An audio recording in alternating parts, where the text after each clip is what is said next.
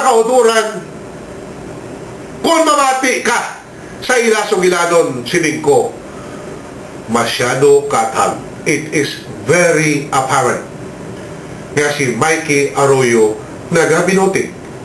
Wala siya nasugid sang husto kag mga kauturan, napaslawan siya sa pagpathag kung paano ini natabo.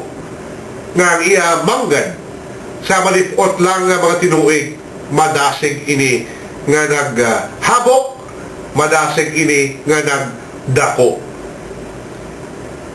Kay maski sino nga negosyante makasugid sa aton nga sa husto lang nga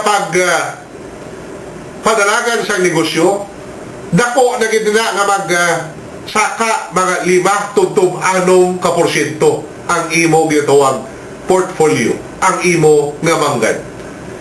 Kaya di, luwas ka nakakita ka, may ginagastuhan ka man.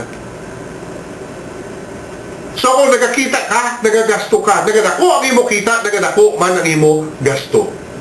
So kung may mabilin ikaw nga inagbakal sang dugang nga mga ginapalagiyahan nga mga properties, pareho sa mga bag-o nga salakyan, bag-o nga balay, mga alahas, do hindi ka man siguro nga gulpi lang nagadako gid kag nagataas.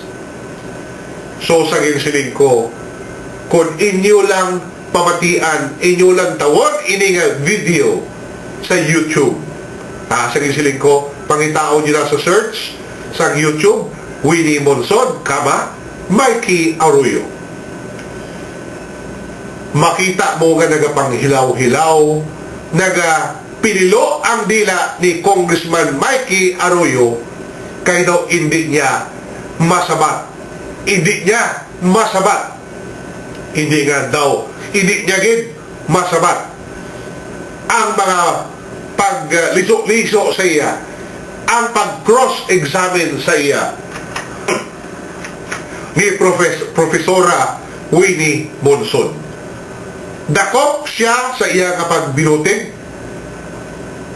Siya do kathag, siya do kaklaro nga ining kantidad nga iya ginbutang na iya nga mga kabanggaran na angkon ini sa hindi husto nga mga pamagi.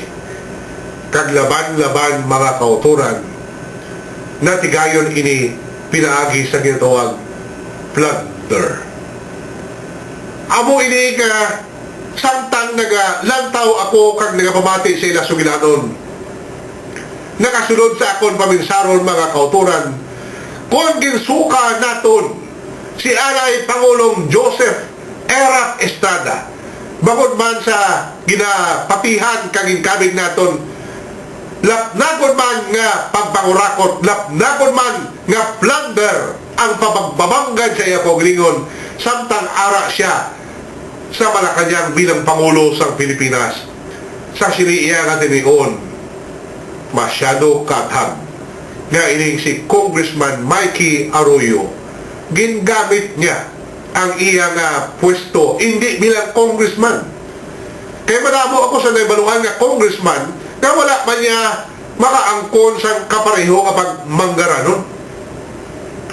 Gingamit ni Mikey Arroyo ang iyang pagka-anak, pagka-bata sang Pangulo sang Pilipinas, si Pangulong Gloria Macapagal Arroyo. Diri sa YouTube mga kauturan, mabasahan ninyo ang pagpakabalaot, ang pagmulay, ang pagbatiko sa ila sang nilibo-libo na ka mga Pilipino nga nakabatsyag sang dako nga kaakig nga daw isuka nagid ini mga Arroyo nga hindi nagid magwantahan ang ilang pangurakot, ang ilang pag-abusar sa pwesto, kag ini mabasahan naton sa ilang mga komentaryo